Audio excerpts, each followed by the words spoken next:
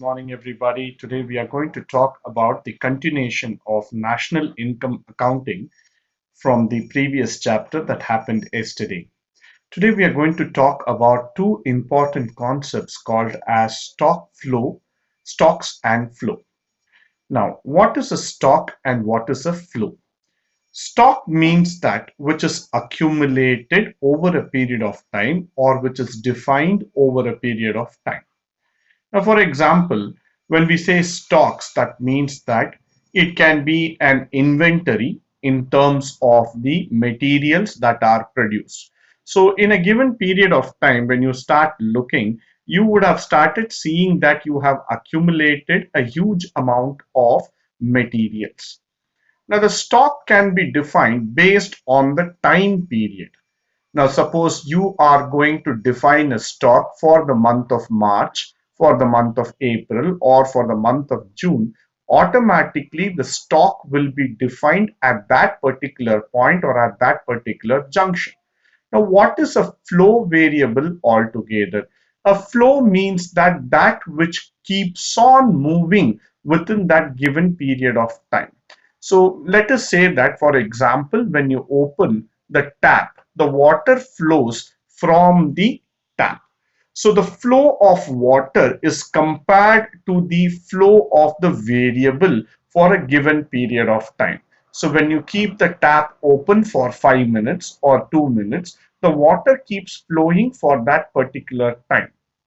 Similarly, the flow of output, the flow of variables will happen for a particular time period. So that is why stocks and flows are very, very important when it comes to the national income accounting. What is that we have accumulated over a period of time, and what is that we have been doing when it comes to the flow of the variable?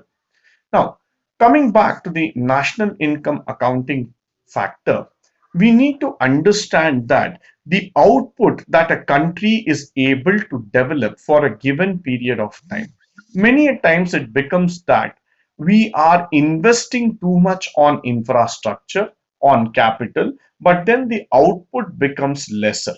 So what is very important for a country like India is that how much capital goods that we are able to produce in a given amount of time so that the country's economy can start going forward. Now, if you spend too much of money and time on the capital goods, in the long run, what happens is that the employees, the workers, will have more equipment, will have more capacity to produce in less time, which means the economy of the country can start going forward at a rapid pace altogether. But initially, what we tend to do is that we tend to understand economy more from a consumer standpoint. So we believe that the more the consumer goods we produce, that will be enough for us, because if everybody is getting their daily bread and butter, that is what the economy would be looking into. That's what we will call it as a satisfactory economy.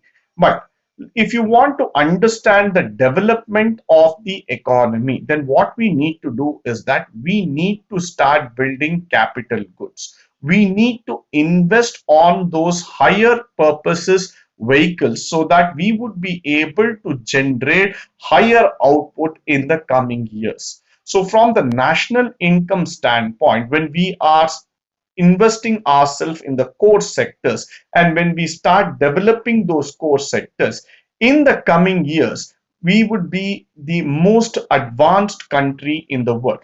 So from an income standpoint, what we need to look is the output that is being produced at a given point of time.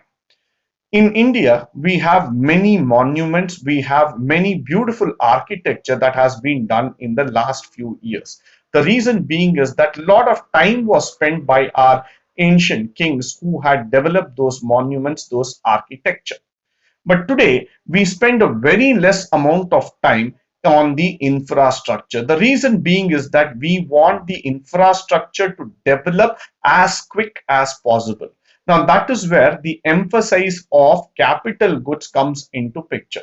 Now, when you start investing on high-end technology, heavy machinery, then you will be able to achieve those great infrastructure, those great rapid technical progress by the use of your technology. Then automatically what will happen is that for the other countries, they will be interested to invest in India because we are showing development at a faster rate altogether. So this is where in the concept of national income accounting, capital goods will become more important rather than the consumer goods.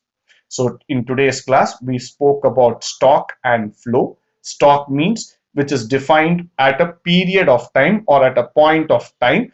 Flow means which keeps moving with the period of time. Then we spoke about capital goods and we also spoke about consumer goods. Hope you were able to learn something today from the video.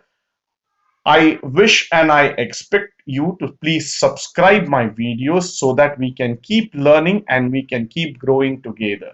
Thank you for joining me today for this wonderful class. Please do subscribe for my videos. Let's see in the next video about the future concepts in national income accounting.